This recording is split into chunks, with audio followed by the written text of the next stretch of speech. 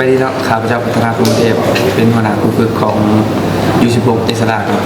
สำหรับการเตรียมพร้อมก็รู้สึกว่าเตรียมตัวมาดีพอสมควรเนาะแต่ว่า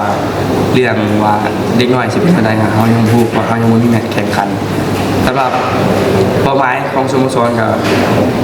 สำหรับแน่นอนอยู่แล้วแต่ทีมก็เป็นแชมป์เนาะแต่ส่วนตัวของข้าพเจ้าในฐานะที่เป็นโค้ชข้าพเจ้าจะเพียงแต่เด็กน้อยกล้าดินพัฒนาไปแต่ละแมตช์สำหรับแมตช์แรกเจอนินจาข้าพเจ้าคิดว่ามันก็จะเป็นเกมที่ดีเนาะเพราะว่านินจาเขาเตรียมตัวมาดีพอสมควรข้าพเจ้าคิดว่ามันสิมวนเจ้าสบายดีข้าพเจ้าสุขสวรรค์บัวหอมหัวหน้าครูฝึกสโมสรนินจา VFC สำหรับทีมของเราเนาะก็ถือว่าเก็บตัวนักกีฬาแล้วก็ได้จะเตรียมการฝึกซ้อมแมนก็ถือว่าความพร้อมในค่อนข้างที่ว่าดี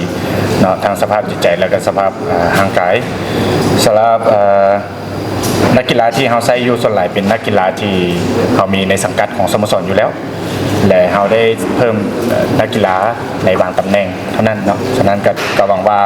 น้องๆจะเฮ็ดได้ถึงที่สุดสำหรับเป้าหมายของพวกเราก็หวังติด1 ใน 4แต่ว่าในเป้าหมายหลักๆของเราเองก็อยากไปโฟกัสในแต่ละแมตช์การแข่งขันให้ดีที่สุดส่วนสำหรับแมตช์ที่จะต้องเจอกับเอสลาพวกเราก็ได้ศึกษามาเนาะศึกษาข้อมูลนักกีฬาศึกษาทางแผนการเล่นของทางเอสลามาเช่นเดียวกันกับพวกเขาก็หวังว่าในแมตช์การแข่งขันแมตช์แรกนี้พวกเขาก็จะ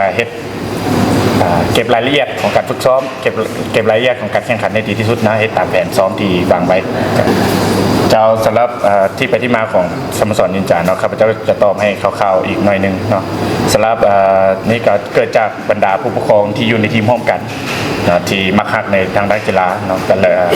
ได้มาตั้งสายงานร่วมกันว่าเจ๊จังไดเพื่อว่าให้เหมาะสมกับเด็กน้อยที่ดีที่สุดก็คือพอเอาไปนึกถึงความบริสุทธิ์ของนักกีฬาความพัฒนาของนักกีฬาความม่องไวของนักกีฬาเพราะทางผู้ปกครองก็เลยใส่ซื้อนี้ใส่น้องเท้าธนากรผมมาใส่นักกีฬาจากสโมสรนินจาแมนเขาได้เก็บความพร้อมมาประมาณ2 เดือนแล้วก็มีความพร้อมที่ดีและ 100% แน่นอนอิสระปีที่ผ่านมาเป็นรองแชมป์เก่าซึ่งเขาสิบประมาณและเขาก็มีความมั่นใจสุดท้ายนี้ขอเชิญชวนแฟนบาสมาส่งมาเชียร์ได้ในเดือนสาพันธ์ห้วยหงหรือเบิ้งไลฟ์สดทาง LMF U16 ที่ได้เนาะ